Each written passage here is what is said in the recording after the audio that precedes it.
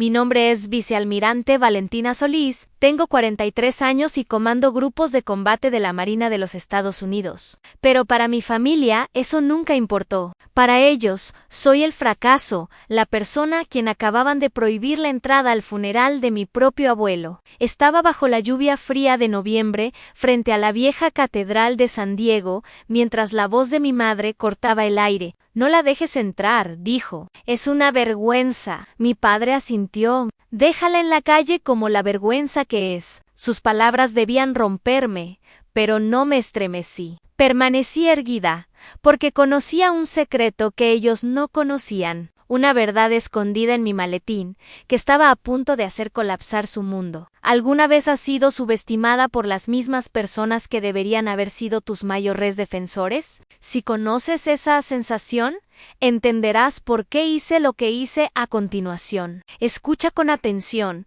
porque esta no es solo una historia de venganza, es una historia de reconquista, y el comienzo de su fin empieza ahora en la lluvia fría de noviembre. Se filtraba lentamente en los hombros de mi chaqueta de uniforme. Vi mi aliento elevarse en el aire helado frente a mí, un contraste agudo con la calidez interior de la Catedral de San Diego en La Jolla, California. Había conducido por la avenida Pacific Coast Highway y observado cómo la niebla matinal se elevaba desde el Océano Pacífico, cubriendo las últimas hojas de otoño como un manto turbio. Había permitido que una esperanza tonta y frágil floreciera en mi pecho. La esperanza de que, en el dolor compartido por la muerte de mi abuelo, en la devoción silenciosa de este lugar, pudiéramos ser una familia, aunque solo fuera por una hora. Me dije a mí misma, tal vez hoy sea diferente. Era una mentira que me había contado 1000 veces, un mantra de autoengaño que solo ahora comenzaba a comprender, mientras subía los escalones de piedra húmedos. La escena se desarrolló exactamente como siempre, solo que en un lugar nuevo y más público. Vi a mi padre, Ricardo Solís, socio principal de su firma legal en el centro de San Diego, riendo con un senador estadounidense. En el momento en que nuestras miradas se cruzaron, la sonrisa política ensayada en su rostro se congeló y luego desapareció. No asintió, no me reconoció, simplemente me dio la espalda. Un rechazo sutil y brutal que fue más elocuente que cualquier insulto. Entonces mi madre, Elena, salió por las puertas principales, una aparición de duelo a medida en un traje negro Carolina Herrera y un collar de perlas perfecto. Su mirada se deslizó sobre mí, deteniéndose en las 3 estrellas plateadas en mis hombros y las filas de condecoraciones en mi pecho, como si fueran una marca. Valentina, dijo, su voz lo suficientemente alta para que los grupos de sus amigas cercanas lo escucharan. No puedes entrar así. Esta es una casa de Dios, no un desfile de la base naval de San Diego. Mi hermana Camila se deslizó al lado de mi madre. Estaba impecable con un vestido negro Oscar de la Renta. Su cabello rubio estaba recogido en un elegante moño. La sonrisa condescendiente familiar jugaba en sus labios. «Mamá tiene razón», susurró. Su voz un siseo venenoso destinado solo para mí. «Pareces que estás aquí para reclutar para el ejército, no para llorar al abuelo. Esto es irrespetuoso. ¿Qué pensará la gente de esta familia?». Esa pregunta, ¿qué pensaría la gente?, era el lema de la familia Solís, el principio según el cual toda su vida estaba alineada. Todavía estaba procesando el dolor cuando mi padre se volvió hacia el viejo Yugier en la puerta. Vi sus labios moverse, y sus palabras, aunque suaves, me golpearon como un puñetazo. «No la dejes entrar», le ordenó al hombre. «Es una vergüenza para esta familia. Déjala afuera». La pesada puerta de roble se cerró con un golpe suave y definitivo, como el sonido de una tapa de ataúd cerrada. Estaba sola en el pórtico. La lluvia fría era ahora un llovizna constante y sombría. Desde el interior escuché el órgano tocar las primeras notas de Amazing Grace, una canción que mi abuelo había amado. Imaginé los bancos llenos de sus amigos, sus colegas, todas las personas cuya opinión les importaba más que su propia hija. Yo, vicealmirante de la Marina de los Estados Unidos. Una mujer que había enfrentado amenazas en el estrecho de Hormuz y había tomado decisiones de vida o muerte en las salas de guerra del... comando de la flota del Pacífico. Fui expulsada o tratada como una extraña, un pedazo de basura que debía ocultarse para no destruir la imagen de su duelo. Un dolor agudo apretó mi pecho, dificultándome respirar completamente. No tenía ni idea de lo que había en el maletín de cuero negro que agarraba, cuyo mango presionaba frío y duro contra mis nudillos. No tenía ni idea de en qué me había convertido o de lo que era capaz. Creían que tenían el control, pero estaban a punto de descubrir, de la manera más pública y devastadora, que las reglas del juego acababan de cambiar. Aprenderían que su mayor vergüenza sería su juicio final en el frío de la lluvia de noviembre. Frente a la catedral, parecía penetrar hasta mis huesos, disolviendo el presente y arrastrándome de vuelta al agua fría y clara de la memoria. Mi mente no estaba dirigida al mar, sino a la mesa de madera de cerezo pulida en el comedor de la casa de mis padres en La Yola. Esa mesa era el escenario principal del teatro, silencioso y devastador de la familia Solís. Cada domingo, sin excepción, mi madre la cubría con su mejor porcelana, limojes y copas de cristal Warford. La luz de las velas danzaba sobre sus superficies impecables. El aire estaba lleno del aroma de los platos caros que había aprendido a cocinar en sus clases gourmet. Filet mignon con salsa de vino tinto, o salmón del Atlántico, a la sartén con salsa de eneldo. Pero para mí, en esa mesa solo saboreaba la nota amarga y metálica de la soledad. Las conversaciones fluían a mi alrededor, una corriente impenetrable. Mi padre pasaba toda la noche concentrado en Camila, mi hermana Mayo. Le preguntaba sobre sus últimos proyectos de diseño, la gente influyente que conocía en la escena de moda de Miami, sus planes para el viaje anual de verano a la casa familiar en Cabo San Lucas. Mi madre se unía, alabando el corte del nuevo vestido de Camila o la elegancia de sus accesorios. Hablaban de subastas de arte en Sotheby's, galas benéficas para el Centro Kennedy y la política complicada de su club náutico exclusivo. Era un mundo de superficies pulidas e influencia silenciosa. Un mundo que yo orbitaba, en el que nunca podría entrar. Era un fantasma en su fiesta, una observadora silenciosa cuya presencia era tolerada, pero nunca realmente bienvenida. Recuerdo con dolorosa claridad una cena dominical poco después de mi primer despliegue en el extranjero. Estaba llena de historias que desesperadamente quería compartir. Había traído regalos en un chal de seda, tejido a mano para mi madre, de un mercado en Dubái, y un whisky escocés raro de malta única para mi padre. Los aceptaron con sonrisas educadas y distantes. «Gracias, querida», dijo mi madre, dejando el chal en una mesa auxiliar sin desplegarlo. Mi padre miró la etiqueta del whisky, asintió y luego volvió a su conversación sobre su hándicap de golf. Intenté participar, contarles sobre navegar a través de un tifón en el Océano Índico, sobre la belleza impresionante de los puertos que había visitado. Mi padre solo asintió vagamente, sus ojos fijos en su copa de Cabernet Sauvignon. Mi madre me interrumpió con un suspiro. «Todo eso suena tan peligroso, Valentina. Tal vez deberías pensar en un trabajo seguro en tierra, algo que encaje mejor». Sus palabras no eran preocupación maternal. Era un rechazo, una señal clara de que mi mundo, mis logros, toda mi vida eran poco interesantes e inapropiados. Me senté allí, empujando un espárrago por mi plato con mi tenedor, sintiéndome más aislada que nunca en medio del océano. La única persona que alguna vez me arrojó un salvavidas en esa mesa fue mi abuelo Alberto. A menudo venía a la cena dominical, una presencia tranquila y constante en la tormenta de su charla social. Era el único que se volvía hacia mí, sus ojos claros y directos, haciendo las preguntas que a nadie más le importaban. «¿Cómo va el barco?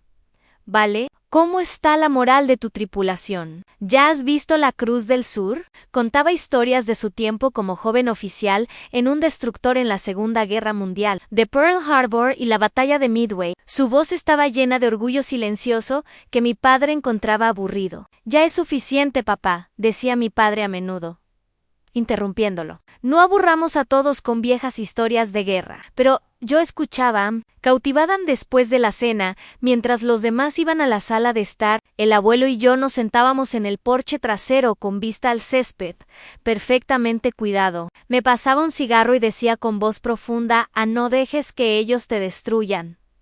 Niña, estás hecha para cosas más grandes que encajar en sus pequeñas cajas. Era mi ancla. Era mi ancla, el único que me veía como era, no como querían verme. El recuerdo más claro que selló mi destino fue la noche en que recibí mi carta de aceptación a la Academia Naval de los Estados Unidos en Annapolis. Corrí escaleras abajo, el corazón lleno de alegría pura, que casi parecía estallar, sosteniendo el sobre grueso y de aspecto oficial como un trofeo. La familia estaba sentada en la sala, de estar viendo una vieja película en blanco y negro. Le entregué la carta a mi padre. La leyó, su rostro una máscara perfectamente vacía, y luego se la pasó a mi madre. Ella la leyó, la dobló cuidadosamente y la puso en la mesa de centro como una factura. Dijo con una voz ligera y aireada: «Eso es un logro, querida, pero tu padre y yo pensamos que encajarías mucho mejor en Georgetown o UVA, como todas las amigas de Camila». Camila, que estaba pintándose las uñas, levantó la vista y se rió. «Dios mío, vale, ¿qué vas a hacer allí de todos modos? Probablemente serás la única chica». Esa noche lloré en mi habitación,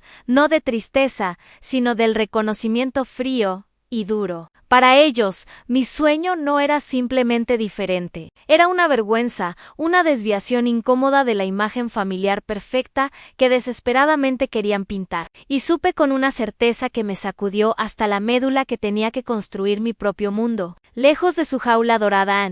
La noche en que me di cuenta de que mi sueño era una vergüenza para mi familia, ocurrió un cambio profundo en mí. Las lágrimas de dolor se secaron, reemplazadas por una determinación fría y dura. En la oscuridad de mi habitación de niña, me hice una pregunta: si su mundo no me quiere, ¿por qué no construyo el mío propio? La respuesta a esa pregunta me llevó a una mañana húmeda de junio en Annapolis, Maryland. Dejé la casa de Loyola con solo una bolsa de viaje. La despedida de mis padres fue un asunto breve y estéril en la puerta principal, lleno de clichés vacíos sobre seguridad. No hubo abrazos, no hubo lágrimas, solo el cierre silencioso de la puerta detrás de mí, en el momento en que crucé las puertas de la Academia Naval de los Estados Unidos. Entré en un universo diferente. El primer día, el llamado día de inducción, fue un shock sistemático diseñado para despojar a uno de su propia identidad. Mi cabello fue cortado, mi ropa civil fue quitada y reemplazada por un uniforme áspero y extraño. Los cadetes superiores nos gritaban en la cara, obligándonos a memorizar todo el Riff Points, el pequeño y denso libro de conocimientos de la Academia Naval, en cuestión de horas. Vi a reclutas de fútbol americano, muchachos construidos como refrigeradores, colapsar bajo la presión implacable. Yo, en cambio, apreté los puños hasta que mis nudillos se pusieron blancos. La armadura emocional que había construido en 18 años en el hogar de los Solís resultó ser sorprendentemente efectiva. Si podía sobrevivir a su mesa de comedor, podía sobrevivir esto.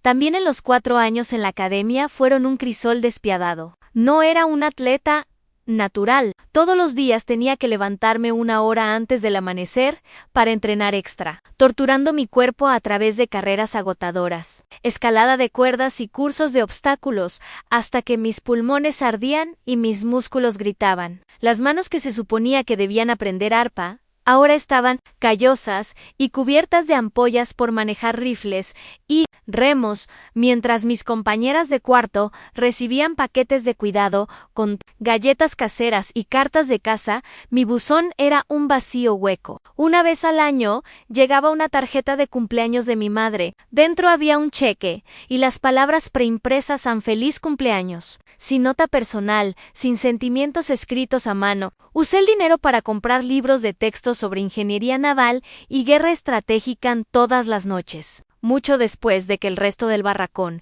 se había quedado en silencio, estudiaba bajo mi pequeña lámpara de escritorio, diciéndome a mí misma que cada fórmula que dominaba, cada gráfico que memorizaba, era otro bloque de construcción para la base de una vida que nunca podrían tocar.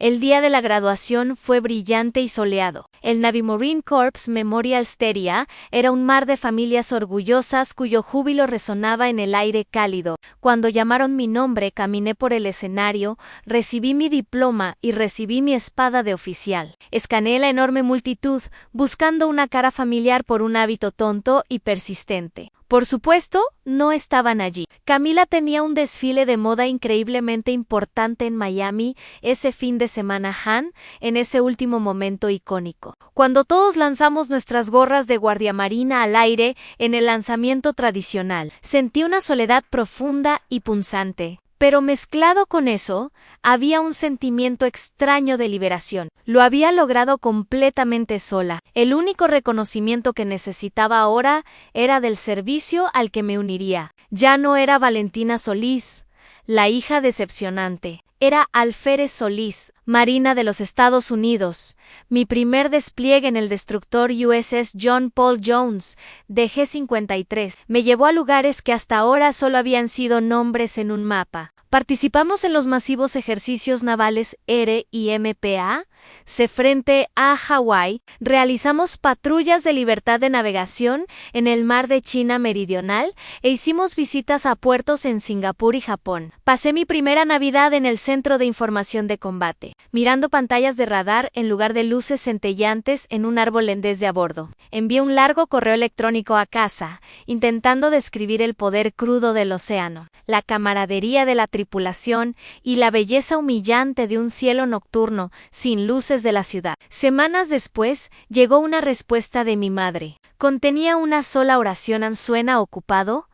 Abrígate, sin preguntas, sin aliento. En ese momento, finalmente dejé de esperar, pero aprendí a encontrar mi familia en el zumbido constante de los motores del barco, en la charla informal con mis camaradas en la cocina y en la confianza tácita de los hombres y mujeres que lideraba. El mar se había convertido en mi hogar durante años.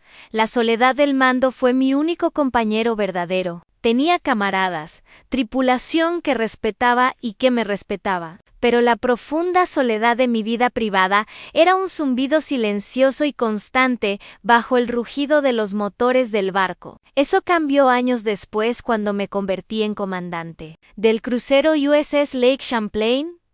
Estábamos desplegados en el Golfo Pérsico cuando un encuentro tenso con varias lanchas rápidas de la Guardia Revolucionaria iraní escaló a un incidente internacional. Fue un caso clásico de cumplimiento de las reglas de enfrentamiento. Pero en el teatro político que siguió, mi carrera estaba repentinamente en juego. Se inició una investigación de alto nivel, y la persona asignada como mi asesora legal del JAG Corps de la Marina fue una capitana llamada Natalia Reyes A.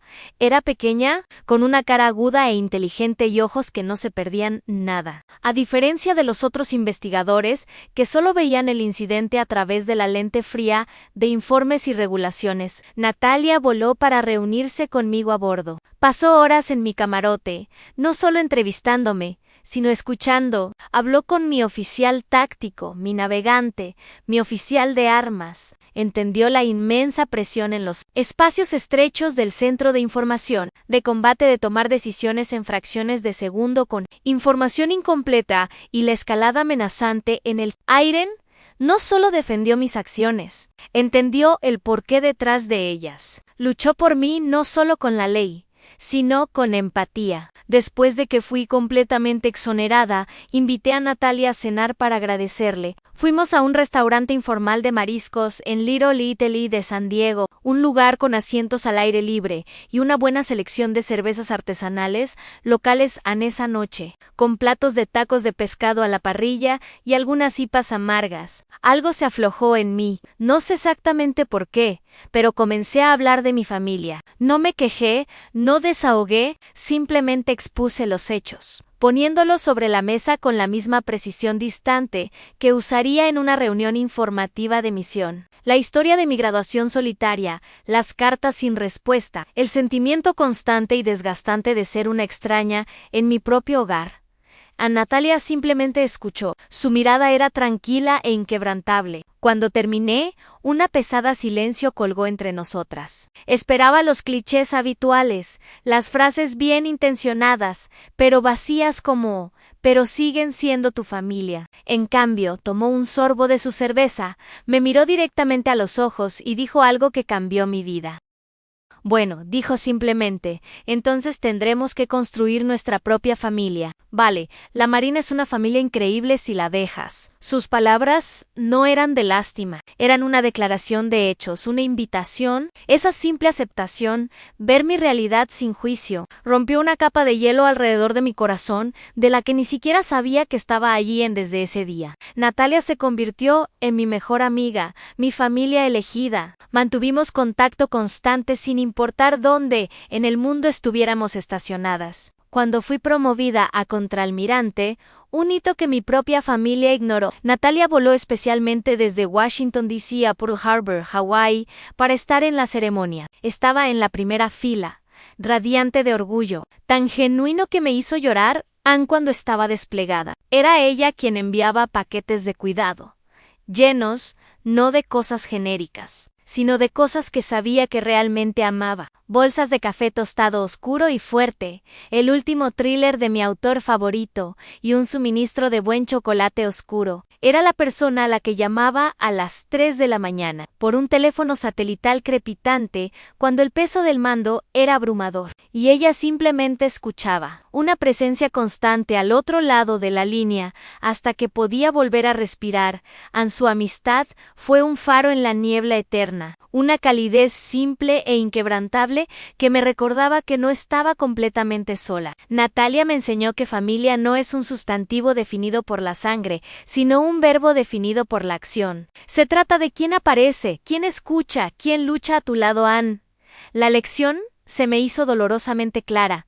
Hace unos años, cuando mi padre necesitó una cirugía cardíaca de emergencia, me tomé un tiempo libre y volé a casa. Camila se quejó interminablemente sobre tener que reprogramar sus citas. Mi madre estaba ocupada gestionando la imagen social, respondiendo llamadas preocupadas de amigas del club náutico. Yo era la que se quedaba en el hospital, la que soportaba las largas horas en la sala de espera. Hablaba con los cirujanos y me aseguraba de que recibiera la mejor atención posible, aun cuando despertó de la anestesia. La primera pregunta, débil y ronca, no fue ¿cómo estás, vale? Sino, ¿dónde está Camila? Esa noche me senté en mi auto en el estacionamiento del hospital y llamé a Natalia. Las lágrimas que había contenido durante días finalmente se liberaron. Ella no intentó arreglar nada, simplemente dijo, déjalo salir. Y mañana nos levantaremos y seguiremos adelante. Así es como lo hacemos. Tenía razón. Tenía una familia, simplemente no se veía como pensé que lo haría. Después de ser promovida a vicealmirante y asignada al comando de la Flota del Pacífico en San Diego, comencé por primera vez en décadas una vida en tierra. Compré un pequeño apartamento sin adornos en La Jolla, California, con un balcón que daba al Océano Pacífico. Un ritmo tranquilo comenzó a establecerse. Carreras matutinas tempranas a lo largo del Pacific Coast Highway. El aire fresco en mi cara, una parada en un café local para un americano negro. Noches con un buen libro y el zumbido silencioso de la ciudad. Comencé a sentir algo que me había sido extraño durante mucho tiempo. Una sensación de paz en mi relación con mi familia se había desarrollado en un estado de negligencia benévola. Enviaba tarjetas en días festivos y cumpleaños, y en su mayoría me dejaban en paz. La única excepción era la llamada ocasional de mi padre, que invariablemente apuntaba a una sugerencia no tan sutil de que la línea de moda de Camila podría usar una inversión familiar. Siempre declinaba cortésmente. Pensé que esta distancia, este límite cuidadosamente mantenido, era mi escudo. Pensé que eso era suficiente. Esa ilusión de seguridad se rompió un martes por la tarde. Estaba revisando un documento de briefing, cuando apareció una notificación de correo electrónico. El asunto era de Navy Federal Credit Union, sobre giro de cuenta. Fruncí el ceño. Esto debía ser un error. El salario de un vicealmirante es considerable, y siempre había sido extremadamente cuidadosa con mis finanzas. Inicié sesión en mi portal bancario en línea y se sintió como si el suelo fuera arrancado debajo de mis pies. No era solo un sobregiro. Mi cuenta corriente estaba profundamente en negativo. Mi cuenta de ahorros, que había construido durante 25 años de servicio, estaba completamente vacía. Mi TSP, mi plan de ahorro para el retiro, mi jubilación, había sido liquidado. casi medio millón desaparecido. Una ola de náuseas me invadió, caliente y opresiva, con la disciplina fría de un oficial de inteligencia que ensambla un análisis de amenazas. Comencé a trabajar hacia atrás a través de años de estados de cuenta. El patrón era insidioso. Primero pequeños retiros, luego transferencias recurrentes más grandes, compras derrochadas que nunca había hecho, compras en boutiques de diseñadores en Brickell Avenue en Miami, cargos de restaurantes exclusivos en South Beach. El rastro digital no conducía a un hacker anónimo en Europa del Este, conducía directamente de vuelta a la amplia casa colonial en La Joya, California. Las cuentas receptoras de las transferencias más grandes llevaban todos los nombres de mis padres, Ricardo y Elena Solís, así como la LLC de Camila. Habían usado un poder notarial que había firmado a principios de mis 20 años, un documento que ingenuamente les había dado antes de mi primer despliegue en el extranjero para que pudieran manejar las facturas mientras estaba en el mar. Lo habían usado como una llave a toda mi vida. Sistemáticamente habían saqueado todo durante años. Encontré documentos en los que mi firma había sido falsificada para asegurar préstamos contra mi patrimonio, préstamos que financiaron su estilo de vida derrochador, los viajes europeos de Camila, su nuevo Mercedes, el pago inicial de su penthouse en Brickell. Todo había sido pagado por mí, con mi sudor, mi sacrificio, los años de mi vida que había dedicado al mar. Habían vivido sus sueños sobre mi espalda. 3 días después conduje a su casa. Entré sin tocar. La escena en la sala de estar era tan dolorosamente familiar que se sentía como una repetición de un programa que odiaba. Mi padre leía el Wall Street Journal. Mi madre veía un programa de bienes raíces en HGTV. Camila se desplazaba por su feed de Instagram, admirando fotos de su última colección. Me paré en medio de la habitación y dejé una pila gruesa de estados de cuenta impresos en la mesa de vidrio. El sonido sordo fue el único ruido en la habitación. Quiero una explicación, dije. Mi voz era plana, sin emociones, militarmente tranquila. El silencio se prolongó. Entonces Camila se rió, una risa breve y despectiva. Vale, no seas tan dramática. Es solo dinero. Mi padre dobló su periódico con lentitud deliberada. Su rostro mostraba enojo. Ninguna culpa. Pensé que lo sabías, dijo. ¿De qué? Pregunté, mi voz peligrosamente baja. Mi madre finalmente me miró, su rostro una máscara de paciencia condescendiente. Que te ayudamos. Por supuesto. Siempre estás en el mar. No tienes tiempo para ocuparte de tales cosas. Este no es tu mundo, Valentina. Sus palabras fueron el último golpe. Mi padre añadió, no robamos. Lo protegimos, lo invertimos. De todos modos, no sabrías qué hacer con tanto dinero. Entiendes tácticas navales, pero no portafolios de inversión. Camila se mezcló. El perfecto último golpe de puñal. Exactamente. Y además, todo eso es dinero de impuestos de todos modos. Deberías estar orgullosa de haber ayudado a tu hermana a darle algo hermoso al mundo. La audacia, la convicción inquebrantable de estar en lo correcto, sofocó la última brasa de afecto que tal vez aún tenía por ellos. Miré a los tres, estos extraños que compartían mi sangre, y no vi nada más que codicia y un pozo sin fondo de derecho. En ese momento, algo en mí se rompió. No solo se endureció, se convirtió en algo frío, duro e inquebrantable. Asentí lenta y deliberadamente. Gracias, dije en voz baja, mi voz tan firme como la brújula de un barco. Gracias por dejarlo todo tan claro. Sonrieron.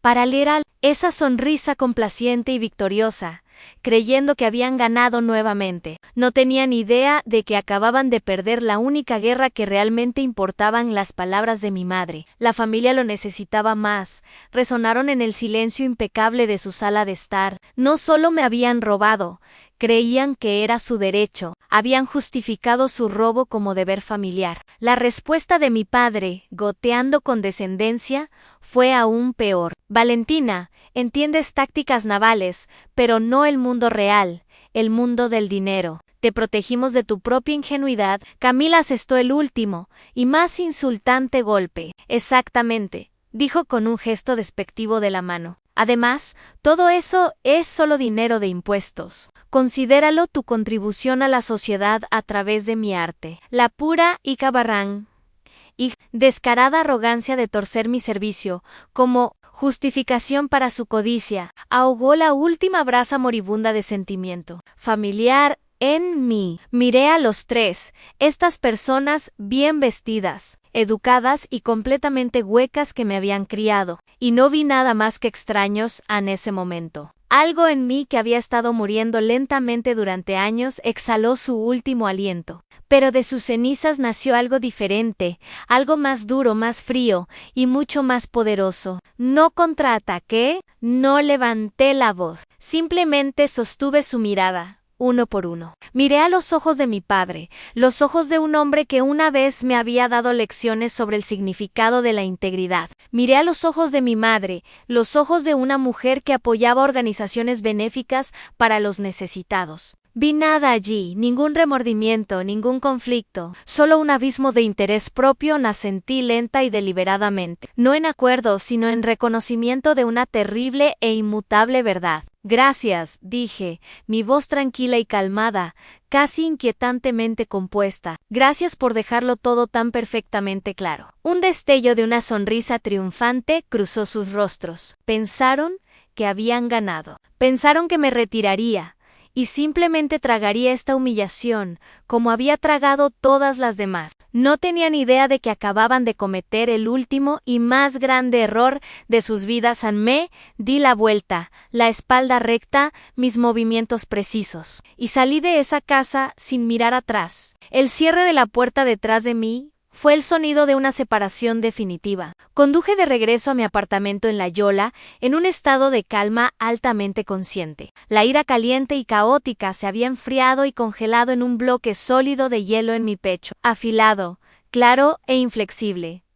Esa noche no dormí. Me senté en la oscuridad en el sillón de cuero junto a mi ventana, mirando las luces distantes y parpadeantes de los monumentos de San Diego. Vi mi reflejo en el vidrio. Una mujer en el uniforme de un vicealmirante, una líder de hombres y mujeres, pero por dentro todavía sentía el fantasma de esa niña pequeña. Y no escuchada, Ana había dedicado toda mi vida adulta al servicio de una nación construida sobre los ideales de honor, coraje y compromiso. Mi juramento me comprometía a apoyar y defender la Constitución contra todos los enemigos, tanto extranjeros como internos. Y las personas que deberían haber sido mis aliados más fuertes, mi puerto seguro en cada tormenta, se habían convertido en el enemigo dentro de mí. No ganarían, no me definirían a través de su avaricia, ni abusarían de mi logro de vida como su cuenta bancaria personal. En esa noche reconocí a mi verdadero enemigo y lo enfrentaría. A las 2 de la mañana tomé mi teléfono. El momento decisivo. Marqué a Natalia Reyes. Contestó al segundo timbre, su voz pesada de sueño, pero inmediatamente atenta. Vale, ¿qué pasa? Respiré hondo. El aire fresco de la noche llenó mis pulmones, calmándome. Necesito tu ayuda, dije, mi voz inquebrantable, libre de toda duda. No como amiga, necesito a la capitana Reyes, la abogada. Del otro lado hubo una breve pausa, el sonido de su mente cambiando instantáneamente del sueño a la estrategia. Luego su voz regresó, clara y profesional. Entiendo. Trae todo a mi oficina mañana. Terminé la llamada. La batalla estaba declarada, y esta vez no la pelearía sola. Pelearía con la ley, con la verdad y con el peso completo e inflexible de una carrera de 25 años construida sobre el honor. Antes de llegar al plan que forjamos en esa oficina, debo preguntarte algo. ¿Alguna vez has sido empujada a un punto donde supiste con absoluta certeza que si no te defendías a ti misma, nadie más lo haría? Ese momento en que el silencio ya no es una opción y la resistencia se convierte en la única forma de recuperar tu propia alma. Si conoces ese sentimiento, deja un comentario abajo y simplemente escribe lo sé, porque no estás sola. Y quédate, porque la sala de guerra ahora está abierta, y la estrategia que estamos a punto de desatar es algo que nunca vieron. Venir a la reunión a las 7 de la mañana no fue una reunión de duelo y consuelo, fue un consejo de guerra. La sala de conferencias de Natalia Reyes, en el centro de San Diego, una sala elegante de vidrio y acero con amplias vistas sobre la ciudad, se convirtió en nuestro centro de comando. La pizarra blanca grande, normalmente reservada para estrategias complejas en litigios corporativos, estaba rápidamente saturada de una red de diagramas de flujo, líneas de tiempo y nombres conectados por líneas rojas devastadoras dibujadas con un Sharpie. Este era nuestro mapa de batalla. Un diagrama complejo de la traición de mi familia. No estábamos solas. Natalia, siempre la estratega, había traído a Charles Jiménez, un contador forense y oficial de inteligencia naval retirado. Era un hombre tranquilo y cuidadoso de finales de los 50, con ojos que parecían reconocer patrones en el caos. Como una vez había descifrado comunicaciones enemigas, mientras extendía las pilas gruesas de estados de cuenta, los viejos documentos de poder notarial que ingenuamente había firmado, y años de registros fiscales, no mostró ningún rastro de sorpresa o lástima. Simplemente se puso sus gafas de lectura, tomó un sorbo de su café negro y comenzó a trabajar durante horas. Los únicos sonidos en la habitación fueron el susurro del papel, el clic suave de su calculadora y el zumbido silencioso de la ciudad abajo. Era una intensidad familiar que recordaba largas noches en el centro de información de combate, esperando una amenaza. Finalmente Charles se recostó,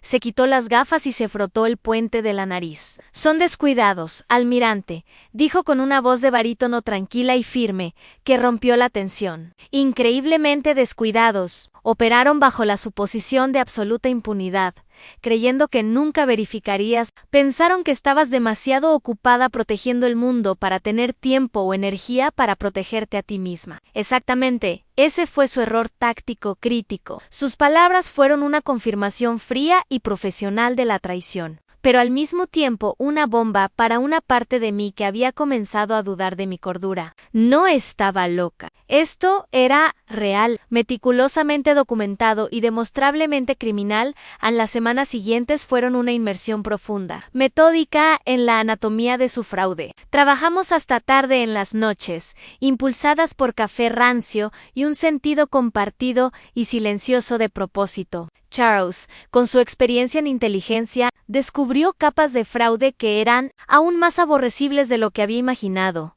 Mi padre había usado mi nombre y mi historial crediticio impecable para cofirmar un préstamo comercial de alto riesgo para un proyecto inmobiliario que, posteriormente, fracasó, dejando sin mi conocimiento un daño significativo en mi historial financiero. Mi madre había usado, como descubrí, una tarjeta de crédito adicional a mi nombre para financiar vacaciones derrochadas en la Toscana y pagar 2 semanas de spa en el Ritz-Carlton y Camila. Camila había tratado mis ahorros como su fondo de capital inicial personal. Había pagado el alquiler de su penthouse en Brickell, contrató un agente y publicista caro y organizó fiestas extravagantes llenas de champán para promover su marca. Y todo mientras yo vivía al otro lado del mundo con solo una bolsa de viaje, en cada recibo de una boutique parisina. Cada transferencia, cada firma falsificada era otra pieza de evidencia de su absoluta y profunda desprecio hacia mí y la vida que había construido. Después de una noche particularmente larga, revisando documentos de transferencia, Natalia miró la montaña de evidencia que habíamos recopilado. Su expresión, seria. «Vale», dijo con voz firme. «Toda amistad a un lado para claridad legal. Tenemos más que suficiente para presentar cargos penales. Fraude electrónico, malversación, robo de identidad. Podrían enfrentar sentencias de prisión graves». Guardé silencio durante mucho tiempo, mirando las luces de la ciudad. El pensamiento de verlos en prisión, su vida cuidadosamente construida colapsando en un escándalo público y overalls naranjas, no me trajo la satisfacción que esperaba. Se sentía como su tipo de justicia ruidosa, caótica y pública, no la mía. Quería algo diferente, algo más poderoso. Quería que la verdad fuera desplegada con la precisión de un misil guiado, que golpeara no su libertad, sino su orgullo en el corazón del mundo que más valoraban. El avance, el arma que buscaba, llegó un sábado tranquilo por la tarde. El funeral de mi abuelo estaba cerca y estaba buscando en algunas de sus viejas cajas que me había dejado, buscando una foto para el elogio fúnebre en el fondo de una pesada caja de roble. tallada con la silueta de un destructor clase Fletcher. Lo encontré debajo de sus chaquetas de uniforme cuidadosamente dobladas, y una pequeña caja de medallas de toba desteñidas en última voluntad y testamento. Mi corazón martillaba contra mis costillas cuando reconocí su elegante y deliberada escritura en el frente con manos repentinamente inseguras. Deslicé cuidadosamente el dedo bajo el sello. Dentro estaba su testamento original notariado, fechado hace solo 5 años. Me había legado toda su herencia, la amplia casa en La Jolla donde vivían mis padres, su considerable cartera de inversiones, su rara colección de libros. Una carta escrita a mano estaba adjunta con un simple clip. Para mi nieta Valentina decía, la única en esta familia que realmente entiende lo que significan el honor y el servicio. Usa esto para construir la buena vida que mereces. No dejes que nadie te lo quite. Me hundí en el suelo. Los documentos temblaban en mis manos mientras las primeras lágrimas reales desde el comienzo de esta pesadilla rodaban por mi cara. No eran lágrimas de dolor, sino de abrumadora gratitud y validación. Él lo sabía, de alguna manera lo había sabido todo el tiempo, y me había dado el arma definitiva a la base de su estatus social. La casa en la que recibían a sus invitados legalmente me pertenecía. Las inversiones que financiaban su estilo de vida eran mi propiedad. Inmediatamente llamé a Natalia. Mi voz estaba cargada de emoción. Le leí el contenido del testamento. Del otro lado hubo un silencio sorprendido. Luego, escuché casi la sonrisa en su voz cuando habló, su tono ahora lleno de emocionante anticipación. Vale, dijo. Esto no es una pistola humeante, esto es una bomba atómica, y tenemos el momento y lugar perfecto para detonarla. El funeral de tu abuelo. El escenario estaba listo, así que volvemos al pórtico frío y húmedo de la Catedral de San Diego, donde había estado sola bajo la lluvia. Mi familia estaba adentro, envuelta en su escenificación de duelo. Creían que habían ganado, que habían desterrado con éxito su problema molesto, pero la obertura apenas había comenzado justo cuando el órgano en el interior se hinchaba. Un nuevo sonido atravesó la llovizna silenciosa, un sonido que conocía mejor que mi propio latido del corazón. Era el paso preciso y sincronizado, el sonido rítmico y agudo de botas militares golpeando el pavimento en perfecto unísono. Desde el final de la calle, una formación de marineros de la Marina de los Estados Unidos, la Guardia Ceremonial, emergió de la niebla. Sus guantes blancos brillaban en contraste con la madera oscura. Sus rifles M1G los sostenían con disciplina impecable. No marcharon hacia la entrada de la catedral, marcharon hacia mí. Formaron 2 filas perfectas a cada lado del camino, creando un corredor de honor que conducía directamente hacia mí. Las conversaciones amortiguadas de los dolientes afuera se detuvieron. Las cabezas se volvieron, un susurro de confusión y asombro se extendió entre los dignatarios de San Diego en senadores, cabilderos, socios del bufete de abogados de mi padre. Sabían que esto no era parte del programa civil en los escalones de la catedral. Vi cómo el rostro de mi padre se tensó. La mano de mi madre voló rápidamente a su collar de perlas, un gesto de consternación nerviosa. La sonrisa complaciente de Camila finalmente se desvaneció y fue reemplazada por una mirada de pura y no disimulada confusión. Sabían que esto era una demostración de poder, pero no podían comprender ni la fuente ni el objetivo. Sabían que su evento cuidadosamente escenificado acababa de ser tomado por una fuerza que no podían controlar. Entonces, silenciosamente, una limusina negra con una pequeña bandera de 4 estrellas en el guardabarros se detuvo detrás de la guardia de honor. La puerta fue abierta por el conductor y un hombre en el uniforme impecable azul de un almirante salió. Era el jefe de operaciones navales, el CNO en persona. El oficial de Mayo era el rango de toda la Marina de los Estados Unidos. Era una leyenda viviente, un hombre cuyas órdenes moldeaban eventos globales, un hombre por el que mi padre habría pagado una fortuna para tenerlo en su mesa de comedor. Ignoró a los espectadores atónitos, su mirada firme, y caminó con autoridad tranquila a través del corredor de honor de los marineros directamente hacia mí. El mundo parecía contener la respiración. El único sonido era el suave tamborileo de la lluvia sobre la piedra. Mi familia en los escalones parecía estatuas talladas en hielo. Sus rostros eran una máscara de horror naciente. Comenzaban a entender que esto no era una coincidencia. Esto era un mensaje. El CN se detuvo exactamente 3 pasos frente a mí. Se quitó su gorra de oficial y la sostuvo firmemente contra su pecho. Luego, con el más profundo respeto, realizó un saludo formal perfecto. Vicealmirante Solís, señora, dijo con voz tranquila pero que irradiaba una autoridad que resonó por todo el patio de la catedral. Yo y la Marina de los Estados Unidos estamos aquí hoy para honrar la vida de un gran marino, el suboficial Alberto Solís, y para reconocer el servicio y el coraje sobresalientes con los que continúa sirviendo a esta nación, devolví el saludo. Mis propios movimientos nítidos y tranquilos, los ojos firmemente puestos en los suyos, en ese único gesto silencioso. El mundo que mi familia había construido alrededor de su propia importancia se rompió en 1.000.000 de pedazos. El reconocimiento público, la validación definitiva del más alto nivel de la institución a la que había dedicado mi vida. Destrozó cada palabra despectiva que habían dicho.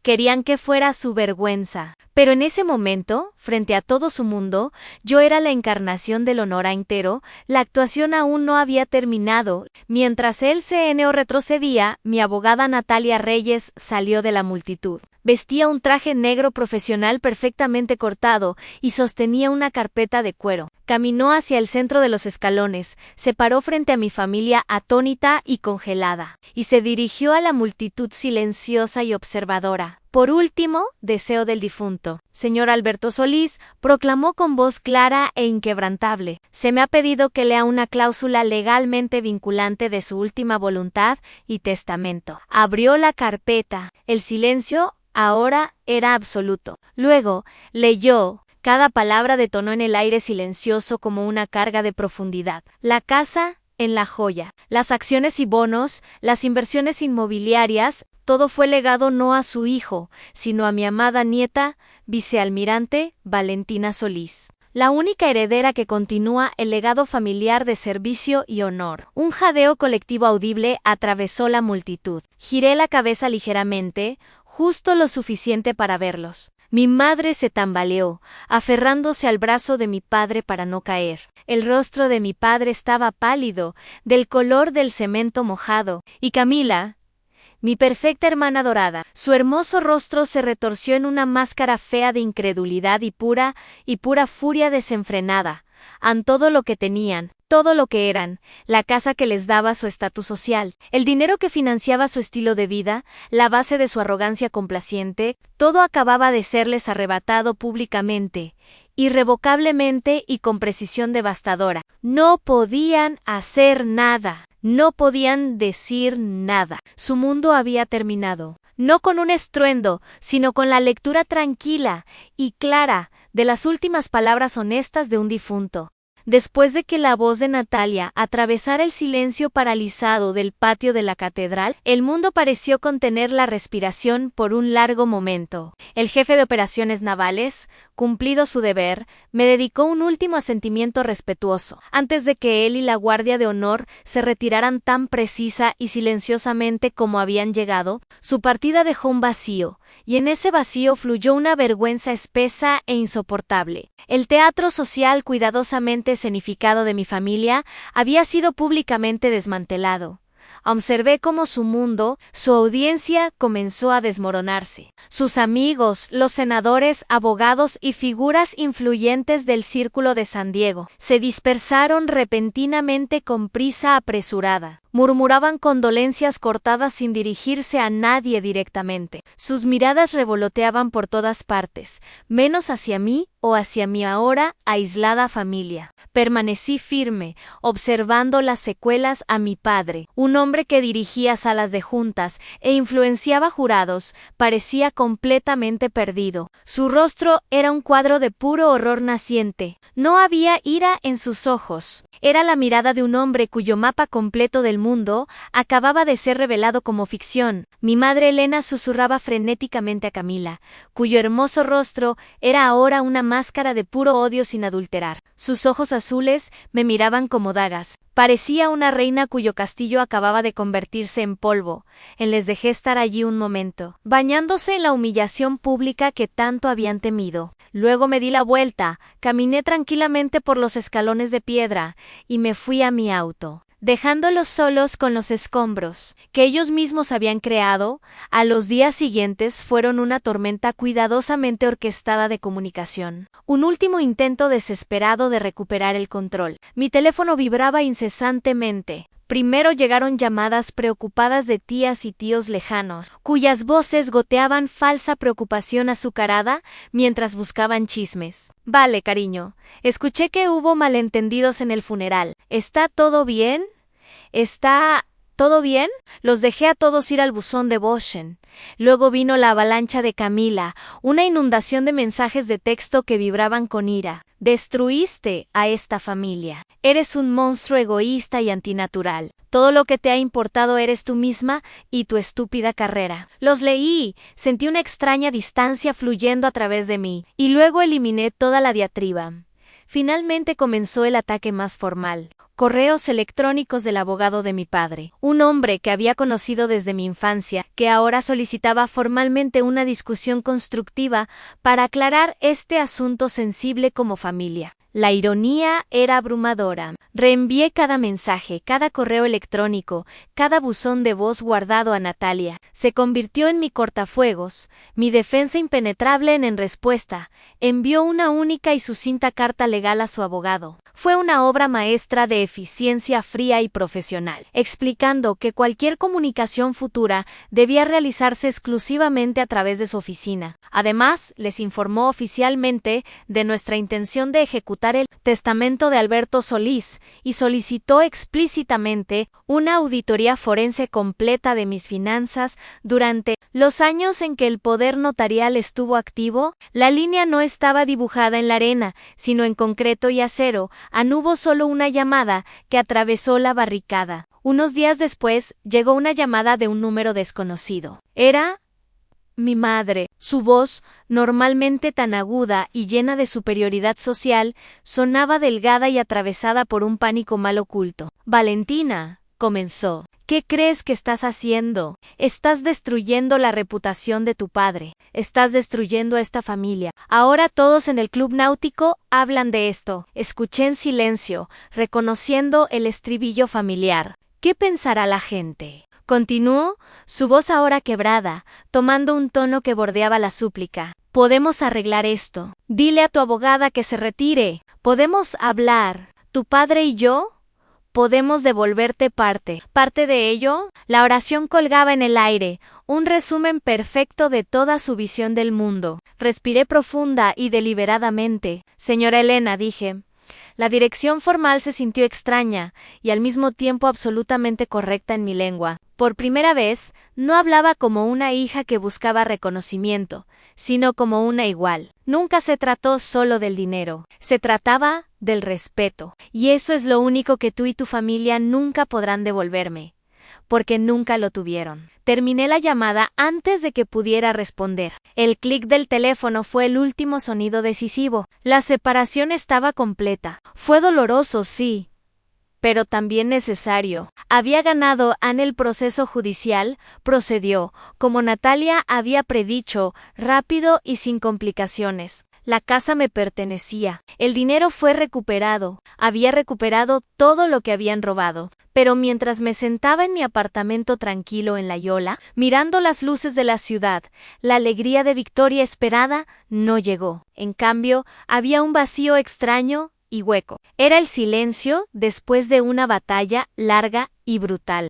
Cuando la adrenalina disminuye y solo quedan agotamiento y el dolor sordo de las heridas. Natalia vino esa noche, trayendo una botella de buen Pinot Noir y 2 copas. Nos sentamos un rato en silencio agradable antes de que ella preguntara suavemente, ¿estás bien? Sacudí la cabeza. El gesto se sintió pesado. No lo sé, admití en voz baja. Se siente como si hubiera amputado una parte de mí misma. Estaba gangrenada, lo sé, pero aún duele. Puso su mano sobre la mía, su toque cálido y tranquilo. Se supone que debe doler, dijo suavemente. Pero este es el dolor de la curación. Vale, no el dolor de una infección que se propaga. Ahora eres libre. ¿Libre? La palabra resonó en la habitación silenciosa, llena de promesa y una posibilidad aterradora. Apenas estaba comenzando a entenderlo. El proceso legal procedió exactamente como Natalia lo había predicho, rápido y decisivo. Enfrentados a una avalancha de evidencia irrefutable, los abogados de mi familia les aconsejaron en contra de una pelea que no podían ganar: la transferencia de la casa en La Joya a mi nombre, el reembolso de los fondos robados más intereses. Todo se resolvió fuera de los tribunales. Un final tranquilo y anticlimático de una tormenta de toda la vida. Permanecí como victoriosa, la heredera legítima, la que había recuperado todo pero el pensamiento de mudarme a esa casa, caminar por esos pasillos llenos de los fantasmas de mil cortes, se sentía como un castigo, no como un premio. El dinero se sentía extraño en mi cuenta, manchado por la traición que simbolizaba. No era mi dinero para gastarlo en una vida de lujo que nunca había querido, aun con la última carta de mi abuelo en la mano. Sus palabras sobre construir una buena vida resonaron en mi mente. ¿Qué significaba eso? Durante tanto tiempo, mi vida había estado definida por reaccionar a ellos, demostrarles lo contrario, sobrevivir a su negligencia, luchar contra su injusticia, y ahora que la guerra había terminado, sentía un vacío monumental y silencioso. ¿Quién era yo sin ellos como adversarios? Me di cuenta en ese momento de que una buena vida, una vida de honor, no depende de lo que posees o ganas, se trata de lo que construyes. Mi legado no debía ser una historia de venganza, tenía que convertirse en una historia de restauración. Tomé una decisión. Vendí la casa en La Joya. Cada dólar que había recuperado de sus cuentas lo combiné con toda la herencia de mi abuelo y establecí una fundación sin fines de lucro en su nombre, el Fondo Alberto Solís. Su misión era simple: servir a quienes han servido. En el primer proyecto del fondo fue ambicioso. Encontramos un viejo almacén sin usar en un rincón olvidado cerca de la base naval de San Diego, la base naval más grande del mundo. Durante meses, dediqué toda mi energía a su transformación. Esto no sería un refugio estéril y sin alma. Quería crear un lugar de dignidad. Instalamos pisos de madera pulida, sillones de cuero cómodos y estantes llenos de libros. Construimos una cocina moderna y reluciente y baños impecables con duchas calientes. Lo llamamos el Puerto Seguro. Era un centro diurno de bienvenida para veteranos, especialmente antiguos marineros que estaban sin hogar o tenían dificultades para recuperar terreno. Firma, todas las mañanas a las 6 de la mañana. Abríamos nuestras puertas, ofrecíamos un desayuno caliente, café fresco, instalaciones de lavandería limpias, acceso a internet para búsqueda de empleo y consejeros en el lugar para beneficios de veteranos y apoyo de salud mental. Quería crear un lugar donde pudieran entrar, respirar profundamente y no ser tratados como un problema, sino como los héroes que eran. Todos los sábados y domingos conducía desde el centro de San Diego a la base naval. En el Puerto Seguro me quitaba el uniforme de vicealmirante y me ponía un delantal simple. Allí no era el almirante Solís, era simplemente Vale, la mujer que servía el café, volteaba los panqueques hasta que estuvieran dorados, que sabía exactamente cómo querían sus huevos. Era la que se sentaba en una mesa y simplemente escuchaba Escuchaba historias que te romperían el corazón, historias de brutales tiroteos en Faluya, de la soledad aplastante y silenciosa en un submarino. Y lo más doloroso, historias de familias que se habían roto bajo la presión de la guerra y el TEPTAN. Eran historias de hombres y mujeres que habían dado todo por su país, solo para volver a casa y no encontrar un lugar al que pertenecieran. En su compañía, entre estas almas silenciosas y resistentes que entendían el lenguaje de las cicatrices no dichas, encontré la conexión más profunda de mi vida. Esta era mi tripulación, este era mi barco. Una mañana, un viejo suboficial jefe, un veterano de Vietnam con ojos que habían visto demasiado, me observó mientras rellenaba su taza de café. Asintió lentamente y dijo: «Sabes, almirante, vienes aquí todos los fines de semana. ¿Estás aquí?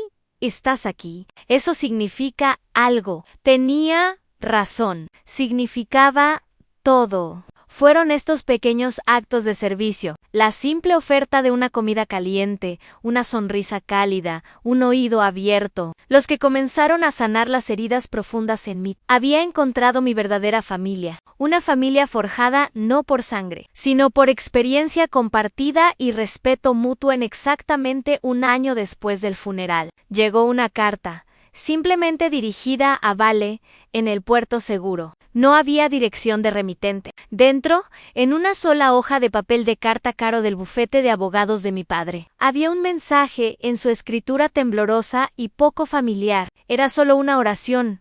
Espero que encuentres la paz que mereces. No era una disculpa. No era una admisión de culpa o una petición de perdón. Pero era un reconocimiento, una bandera blanca de un hombre que nunca en su vida había admitido una derrota. Para mí fue suficiente. No borró el pasado, pero me permitió cerrar esa puerta sin portazos. Algunas heridas nunca desaparecen por completo, se convierten en parte de quien eres. Doblé la carta y la puse en la vieja caja de roble de mi abuelo, junto a sus medallas y sus últimas palabras. Para mí en esa noche, me quedé tarde en el centro, mucho después de que el último veterano se había ido y los voluntarios se habían ido a casa. Me senté en uno de los cómodos sillones, la habitación llena del aroma desvanecido y reconfortante de café y tocino. Miré a mi alrededor en el lugar que habíamos creado, un lugar de calidez, dignidad y comunidad. No había permitido que su amargura definiera mi futuro. Había tomado el legado de su traición y lo había transformado en un legado de bondad. Habían intentado escribir mi historia para mí, retratarme como un fracaso, como una vergüenza, pero había recuperado la pluma. Había escrito mi propio final. Y finalmente, después de un viaje largo y turbulento, había llegado a casa. Había construido mi propio puerto seguro. En los meses siguientes se convirtieron en un ritmo de servicio y sanación. El puerto seguro creció más allá de mis expectativas más salvajes. Comenzamos con capacidad para 30 personas al día, pero pronto estábamos sirviendo a más de 100 veteranos regularmente. La palabra se corrió a través de las redes de veteranos, no a través de publicidad elegante, sino a través del método más antiguo. Un hombre le dice a otro que hay un lugar donde lo tratan con dignidad. Contraté a un equipo pequeño pero dedicado, exmarineros, la mayoría de ellos que entendían la cultura, el lenguaje, el dolor silencioso de regresar a un mundo que ya no los conocía. María, una exmédica de la Marina que había servido en Afganistán, dirigía nuestros servicios de salud mental. Carlos, un veterano de la Guerra del Golfo que había luchado contra la adicción y ganado, dirigía nuestro programa de recuperación. Y Tomás, un joven veterano de Irak que había perdido una pierna, pero no su espíritu, coordinaba nuestra búsqueda de empleo y capacitación laboral en cada uno de ellos. Tenía su propia historia de lucha y renacimiento. Juntos creamos algo hermoso en una comunidad donde el rango no importaba, donde podía ser un almirante o un marinero de segunda clase, y todos se sentaban en la misma mesa, bebían el mismo café y compartían las mismas historias a un sábado por la mañana. Mientras servía huevos revueltos, un hombre entró que hizo que mi corazón se detuviera. Era delgado hasta el punto de estar demacrado, su ropa militar raída y manchada, sus ojos hundidos con el tipo de cansancio que el sueño nunca puede arreglar. Pero había algo familiar en la forma en que se movía, la forma en que sus ojos escanearon la habitación con alerta automática. «Bienvenido», dije suavemente. «¿Primera vez? ¿Aquí?». Asintió, sin hablar, su mirada desconfiada. Reconocí esa mirada. Era la mirada de alguien que había sido decepcionado tantas veces que la esperanza se había convertido en un enemigo. «Siéntate donde quieras», dije. «El café es fuerte y los panqueques están buenos. Sin preguntas, sin formularios, solo desayuno». Se sentó en una mesa del rincón, su espalda contra la pared, con vista a todas las salidas. Instinto táctico. Le llevé un plato lleno panqueques, huevos, tocino, fruta fresca. Cuando lo puse frente a él, vi sus ojos humedecerse. «Gracias, señora», susurró. Llámame Vale, dije, y no hay necesidad de agradecer. Este es tu lugar tanto como el mío. Durante las siguientes semanas, Miguel, como finalmente aprendí que se llamaba, se convirtió en un habitual. Lentamente, comida tras comida, café tras café, su historia salió. Había sido un operador de sonar en un submarino, 3 despliegues. Volvió a casa y su matrimonio se desmoronó. Comenzó a beber para adormecer las pesadillas. Perdió su trabajo, luego su apartamento, había estado viviendo en su auto, hasta que también fue embargado. No sé cómo llegué aquí, me dijo una mañana, mirando su café. Solía tener todo bajo control. Ahora no puedo ni controlar mi propia mente. Miguel, dije, sentándome frente a él, ¿qué controlabas en ese submarino? Levantó la vista, sorprendido por la pregunta. Sistemas de sonar. Escuchaba el océano, rastreaba contactos, mantenía el barco seguro. ¿Y eras bueno en eso? Era el mejor de mi clase, dijo. Un destello de orgullo atravesando su agotamiento. Esa habilidad no desapareció. Dije, solo necesitas un nuevo barco que cuidar. Y tal vez ese barco eres tú mismo. Esa conversación fue el punto de inflexión. Miguel comenzó a trabajar con Carlos en recuperación. María lo ayudó a navegar el sistema de VA para obtener tratamiento para el TEPT Antomas. Lo conectó con un programa de capacitación para técnicos de sonido, una traducción civil de sus habilidades de sonar. 6 meses después, Miguel tenía un trabajo de tiempo completo en un estudio de grabación, un apartamento pequeño y algo que no había visto en sus ojos ese primer día. Esperanza. El día que vino a decirme que se mudaba de la ciudad para un trabajo mejor, me abrazó. «Me salvaste», dijo. «No», respondí. Mi voz espesa de emoción. «Te salvaste a ti mismo. Yo solo mantuve tu café caliente mientras lo hacías, pero sabía la verdad. Al ayudar a salvar a Miguel y a cientos como él, me estaba salvando a mí misma». Cada veterano que salía por nuestras puertas con un poco más de esperanza de la que tenía cuando entró, era un recordatorio de que mi abuelo tenía razón. El verdadero honor no es sobre el rango que alcanzas o las batallas que ganas. Es sobre las vidas que tocas y la diferencia que haces cuando nadie está mirando en una tarde. Mientras cerraba el puerto seguro, mi teléfono sonó. Era un número desconocido con un código de área de Washington D.C. Dudé.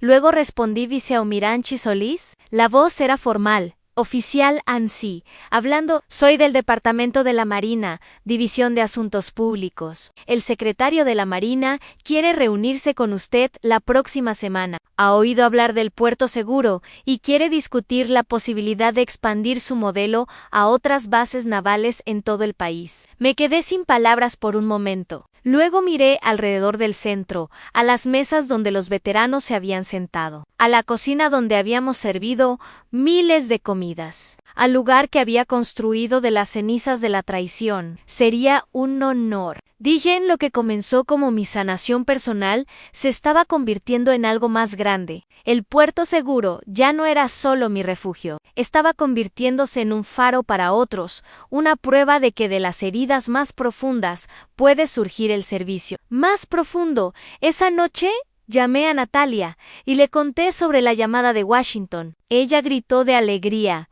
«Vale, ¿te das cuenta de lo que esto significa? Tu legado no será sobre lo que te quitaron, será sobre lo que construiste». Tenía razón. Mi familia había escrito un capítulo de mi historia caracterizado por rechazo y traición, pero yo estaba escribiendo el resto del libro, y era una historia de resiliencia, servicio y amor elegido sobre sangre dada. Mientras colgaba el teléfono, miré la vieja caja de roble en mi estante. Adentro estaban las medallas de mi abuelo, su última carta y ahora la nota de una línea de mi padre. Un triángulo de pasado, dolor y paz. Lo hicimos, abuelo, susurré. Construimos algo bueno y en el silencio de mi apartamento, rodeada por el suave resplandor de las luces de la ciudad, finalmente sentí lo que Natalia había prometido: libertad. No la libertad de algo, sino la libertad para algo. La libertad para construir, para servir, para amar sin límites. Había navegado a través de la tormenta y encontrado mi camino a casa. Y ese hogar no era un lugar, era un propósito.